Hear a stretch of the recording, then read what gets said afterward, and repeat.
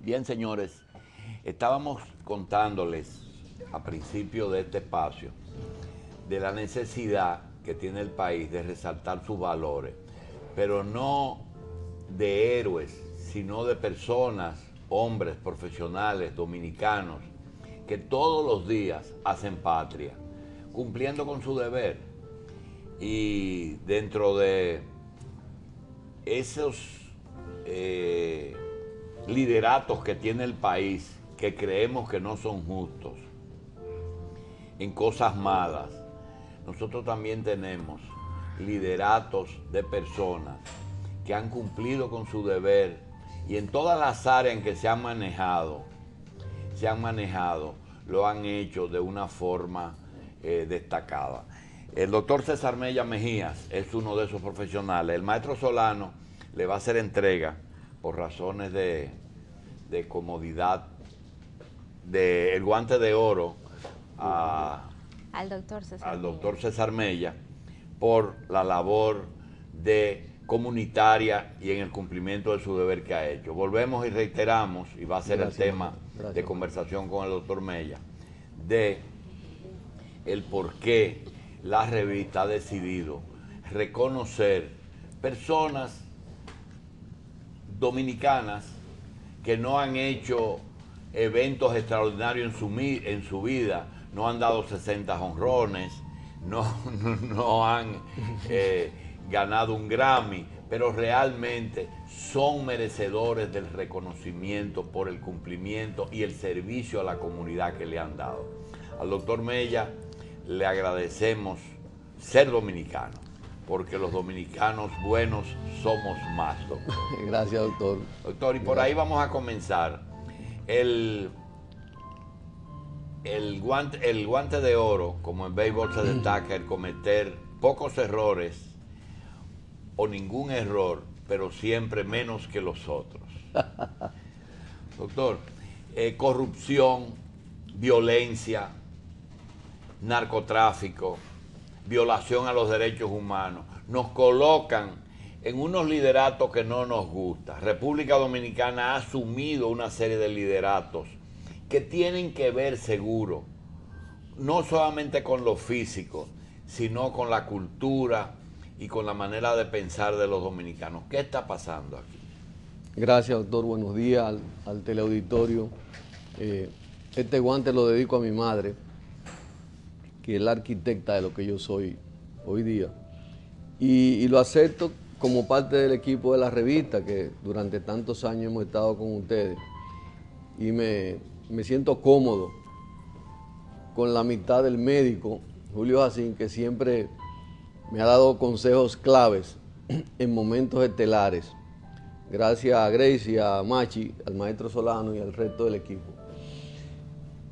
Yo siento que el país en este momento está pegado a la pared, porque todos esos factores que usted señala tienen una íntima relación. Y hemos pasado de ser ciudadanos inocentes, tranquilos, trabajadores, a ser ciudadanos broncos, ciudadanos desconfiados, donde se ha sustituido la seguridad que paga el Estado por una seguridad pagada a nivel privado. Dicho de otra manera, aquí hay más policías privados, igual de espalda y seguridad, que los 40.000 o 50.000 hombres que dependen del Ejército, de la Fuerza Aérea, la Marina de Guerra, la Policía Nacional, etc. O sea, eso es el primer elemento. El segundo elemento es que parece que la violencia como tal se ha incrementado de manera epidémica en los últimos 2 meses. Ahora, ¿por qué? ¿Qué es lo que pasa? Porque cuando un organismo enferma, uno dice, bueno, es circulatorio, es pulmonar, es renal. Si uno factoriza, uno dice, bueno, desigualdad social, pero bueno, eso parece un discurso. La situación económica está apretada y el pronóstico es malo. Las drogas han aumentado en su distribución, pero también en su consumo. La gente ha perdido un poco la vergüenza a que se le acuse de corrupto. Y ha perdido la vergüenza, pero ha perdido el miedo a la represión de los organismos coercitivos del Estado y ha perdido temor a una justicia que cada vez está siendo más cuestionada. Pero yo quería tipificar de esa violencia que se nota, que matan a dos señores mayores, que pierde la visión una ingeniera, algunos puntos. Miren, es un fenómeno predominantemente urbano. Es decir, todavía en los campos pueden dar un machetazo, se ahorca uno y demás, pero es un fenómeno de las grandes ciudades. En segundo término, es un fenómeno que está dirigido principalmente a mujeres. No solamente hablo de los feminicidios, sino de la mujer que anda en un vehículo, de la señora que le arrancan la cartera o le arrancan la cadena. Segundo, para robar, antes no había que matar, pero el robo a mano armada con exterminación de la víctima se está dando como un elemento típico de los últimos meses y años. Por ejemplo, ¿qué necesidad hay para quitarle una jipeta, una cadena a una gente de matarla? El otro elemento es que son personas que salen a trabajar, como mismo ellos dicen. Por ejemplo, cuando yo fui asaltado, no hace tanto tiempo, eran 2 motores, cada uno conducido por 2 personas, y de los cuales 4 estaban todos armados. Paréntesis. ¿Por qué hay tantas armas ilegales en manos de civiles? Y si hay alguna forma de controlar eso. Segundo, ¿por qué la gente no entiende que no opongan resistencia cuando vayan a ser asaltados? Dejen el carro, suelten la cadena, dejen el celular. Por varias razones. Primero, el factor sorpresa. Segundo, el que lo va a matar no tiene ningún temor para matarlo. Y después, estamos en una población de reincidentes. Observen que la mayoría de los actores de estos últimos acontecimientos tienen más de 3 fichas policiales. Entonces usted se pregunta. Y el ceder fácil no incrementa que ellos dicen, bueno, sabemos que se va a ceder y va a incrementarse la delincuencia. No necesariamente, porque lo que tememos es... Se va a cerrar un círculo, Sí. es decir, matamos y nos cogen miedo. Nos cogen miedo, ceden fácil. Sí, pero la población está indefensa porque nosotros pagamos para que nos cuiden. Si en cada cuadra tendríamos 2 policías vestidos de civil, debidamente entrenados, pero la mayoría de los acontecimientos existen al mediodía, entre las 11 de la mañana y las 3 de la tarde. Es decir, que se ha invertido el horario y el lugar donde se cometen los crímenes.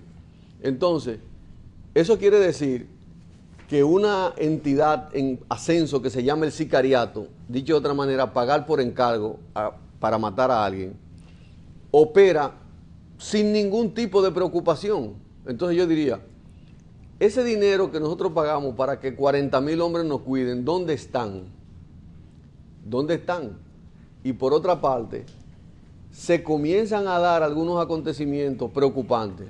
Uno, una médico cardiólogo es asaltada y un sujeto desconocido hasta ahora mata a uno de los 2 asaltantes y hiere a otro. ¿Usted sabe cómo calificó esa doctora Marmolejo a ese hombre? Un ángel enviado del cielo.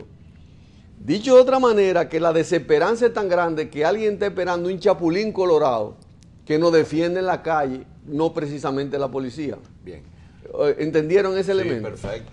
Pero termino la cita diciendo, aquí se han dado 10 casos de linchamiento en los pasados 12 meses, linchamientos populares. Es decir, la gente sale corriendo detrás de un tipo, lo golpea hasta matarlo.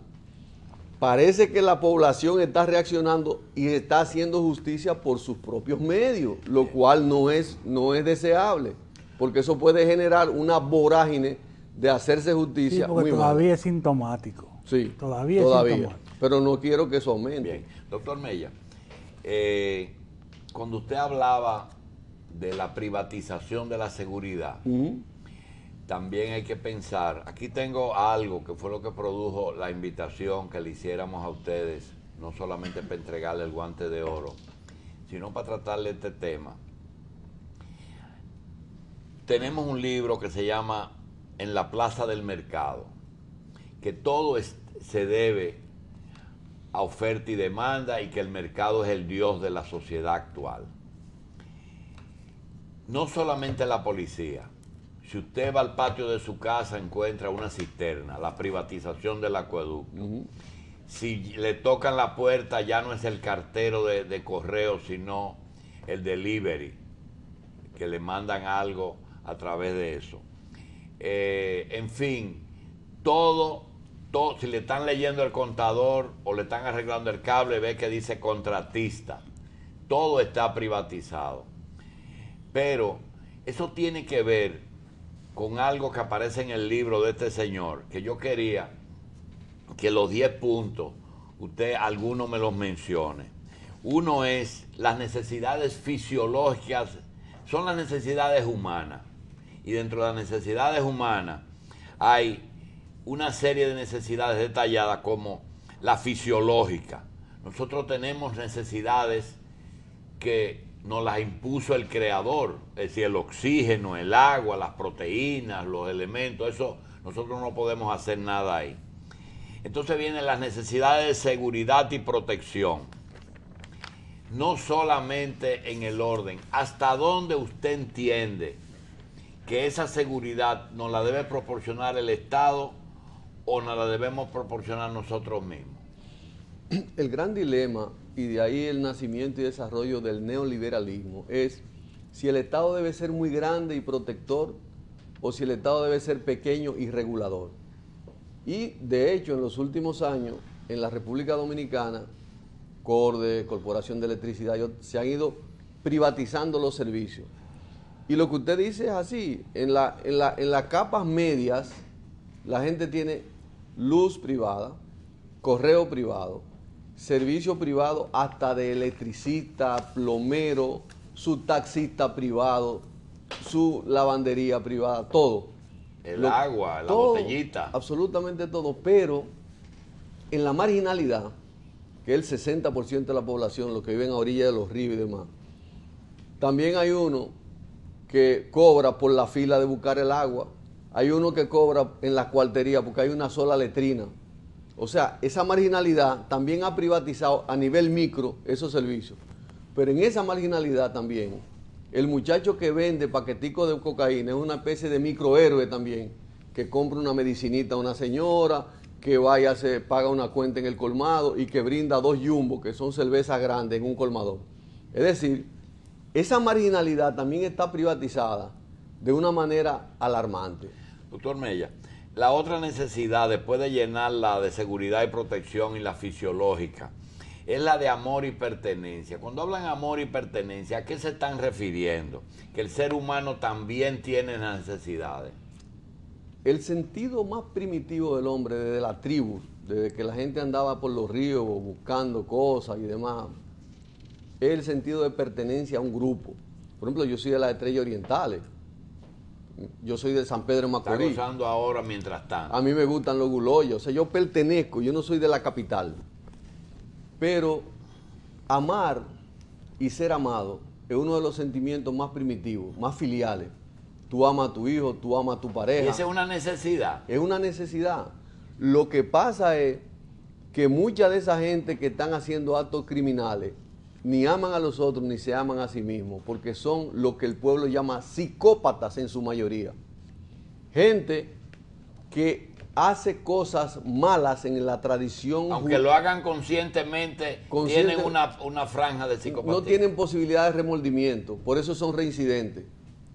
¿Cuántas veces no leímos en el periódico que el que mató a doña fulana tenía antecedentes de crimen? Y en cierto punto ellos llegan a pensar que están haciendo algo correcto. Es más, muchos de ellos creen que es un acto justiciero, porque esos blanquitos y esos ricos tienen demasiado, aparte de que yo no como y vivo muy mal. Ese es un predicamento. Mátalo, quítalo del medio, mira la jipeta que tiene. Esos son unos ladrones. Hay un odio de clase que no está bien explicado por la sociología todavía. Otro punto, doctor. La autoestima es una necesidad humana. La autoestima es posiblemente el mejor balance que tiene un hombre en los ingredientes de su personalidad, que puede tener 2 extremos. El sobreestimarse, aquel que piensa que está por encima de Dios y de la naturaleza, y el subestimarse, que es lo que llaman el acomplejado, el apocado. La falta de estima. La falta de autoestima. Claro, en realidad debe haber un equilibrio en el cual un ser humano se acepte con sus limitaciones, pero que sepa que tiene potencialidades. Y en ese sentido, ese ser humano no será envidioso cuando otro adquiere algo, sino que trata de imitarlo positivamente y no se siente derrotado del éxito de los otros, sino que es un hombre o una mujer con capacidad de luchar a través del trabajo, a través de una existencia digna, para obtener su pan, para criar a sus hijos y para obtener los bienes materiales. Doctor, una vez realizadas esos primeros 3 puntos, ¿qué quiere decir realización personal? Bueno, eso depende de las expectativas de cada quien. Porque fíjense, el humano es un ser insatisfecho por naturaleza. Primero, un velocípedo cuando niño, una bicicleta cuando adolescente, cuando se graduó de bachiller un motor, después comenzó de mensajero un carro, después del carro consiguió un bote, se metió en unos negocios y consiguió un helicóptero y ahí se mató. Mire esa cadena de adquisición de bienes materiales para legitimar una existencia y alcanzar poder, porque el que tiene una jipeta, una pistola y varias mujeres es un jeque. Entonces, la realización personal tiene que ver con una frase muy sencilla que voy a decir: cúbrase hasta donde la sábana le alcance. No sea conformista, siempre aspire, pero además trate de que sus pasos sean correctos y tenga en la vida un plan B. Un Ahora, plan B. Cuando usted llega a ese punto de lograr a inclusive tener su realización personal, yo quiero ser médico, yo quiero ser psiquiatra, yo creo que yo dentro de mi sector llega a una... Entonces viene lo que se llama la trascendencia. Okay. Bueno, ¿qué es la trascendencia? Es querer ser, vamos a suponer que el doctor Mella, que llegó al tope en el éxito de las ciencias médicas y de la psiquiatría, dice, bueno, ahora yo quiero ser presidente de la República. Eso es la trascendencia. ¿Usted sabe por qué la mayoría de los dominicanos no se retira ni de los negocios ni de la política? Y aquí hay una gerontocracia. Porque son seres insatisfechos que no se prepararon para disfrutar lo poco o lo mucho que le dio la vida. La trascendencia es como a nosotros nos gustaría que nos recordaran después de muerto. Porque todo el mundo sabe que va a morir. Lo que pasa es que no se le puede poner fecha, lugar y hora. Entonces, mucha gente en cama de muerte o frente a una enfermedad terminal comienza a arrepentirse. Los que eran ateos creen en Dios, los que no le hablaron a su papá lo llaman, etcétera. Porque la trascendencia, y mucha gente se ha negado a escribir su propia biografía para no ofender a los que quedan vivos o para no incriminarse frente a actos inmorales o inadecuados. Y si es así como usted dice, ¿por qué el pueblo más viejo de la tierra, el más inteligente probado, el de más éxito económico, el que venció todos los obstáculos, que es el pueblo israelí, el pueblo hebreo, por qué se resiste a ceder? Todavía ustedes ven los fundadores del Estado israelí en el 48. Están mandando en ese país los que no han muerto. Así y a los otros lo mantienen en coma, vivos, en vida artificial. ¿Por qué nosotros pensamos que hay que ceder si los más sabios no han cedido? Está Simón Pérez, está Ariel Sharon, está todos esos viejos están mandando todavía. Yo quise ir personalmente a conocer esas realidades y yo creo que eso no es una lucha territorial, sino que esa lucha tiene 2 componentes. El económico, que tiene que ver con riquezas del subsuelo, la ambición desmedida de poder, con el apoyo de otras potencias como los Estados Unidos, y por otro lado, el no entender que hay pequeñas autonomías, como la de los palestinos, por ejemplo, que requieren un pedazo de tierra y requieren también patentizar sus descendientes y sus costumbres. El discurso de los israelitas, que es el fascismo de la posmodernidad, es un discurso que está de espalda a las enseñanzas de Jesucristo. La humildad, el ceder, el dar. O sea, hay una disociación esquizofrénica donde la violencia y el genocidio es lo que está predominando en este momento. Pero, cuidado, con apoyo de las grandes potencias que tienen intereses económicos y que asusan lo que aparentemente son diferencias ideológicas y filosóficas y no lo son. Bien. Por supuesto, yo no soy experto en ese tema. Bien. Sí, no vaya. Doctor, ¿qué pasa en una sociedad? ¿Qué mensaje se le envía cuando uno de sus representantes le dice a la autoridad competente asesine y no permite que los medios de comunicación se den cuenta? O sea, viole la ley. Pero yo no sé si leí mal en las últimas noticias como que algunos congresistas estaban pidiendo paredón para los que delinquen. Mire, yo primero no creo en la pena de muerte. Segundo, creo que el ser humano puede rehabilitarse aunque sea un criminal. Y en tercer término, que la violencia engendra más violencia. Porque la mamá que está ahora en un barrio de la capital de un traficante de droga o de un criminal, es una madre que sufre. Como sufre la mamá de un estudiante de la UAS, por ejemplo, que iba a ser médico y lo mataron. Entonces, aquí hay en este momento un sufrimiento de la sociedad dominicana, una impotencia y una indignación importante que lo que están dirigiendo el Estado deben ponerle atención. Doctor Mella, es común ver productores o directores de medios de comunicación o periodistas, gente de información pública. Es normal ver médicos prominentes que han tenido éxito, que deciden participar en política. ¿Es que la política es el único instrumento para usted cambiar las cosas? La política es la actividad en democracia para alcanzar el poder. El poder desde el Estado permite a los gobiernos hacer a las sociedades más justas, más distributivas. Y los médicos son seres sociales por excelencia. A la mayoría de los médicos nos ha ido muy mal en la política. Primero porque los políticos de profesión no creen autosuficientes, no creen inexpertos en el arte de la política, porque la política, como se ejerce aquí, necesita un poco de mentira, un poco de simulación y hacer negocios de la política. Y la mayoría de los médicos realmente no ha participado en política buscando eso.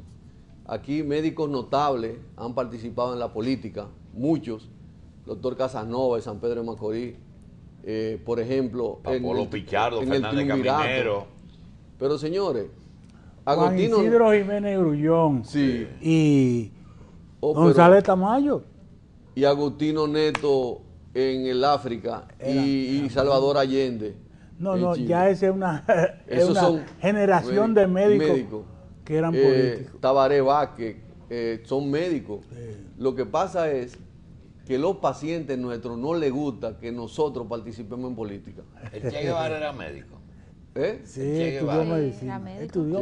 Oye, la pregunta que hace el maestro. Bachelet. La Bachelet. Él era médico y asmático. Sí. Che Guevara, asmático. Mire, los pacientes dicen a los médicos, doctor, no se meten en ese tigueraje. Entonces uno le dice, pero entonces la política se lo vamos a dejar a los otros. Es que la política también... Ese es el gran problema, que se lo hemos dejado a los otros. Se lo hemos dejado a los Sí. otros. Entonces hay políticos de profesión que son bachilleres, la mayoría, algunos con octavo curso, pero son millonarios. Bien, señores, le damos las gracias al doctor César Mella por haber estado con nosotros. Le agradecemos muchísimo y, como dice él, valoramos mucho su presencia aquí.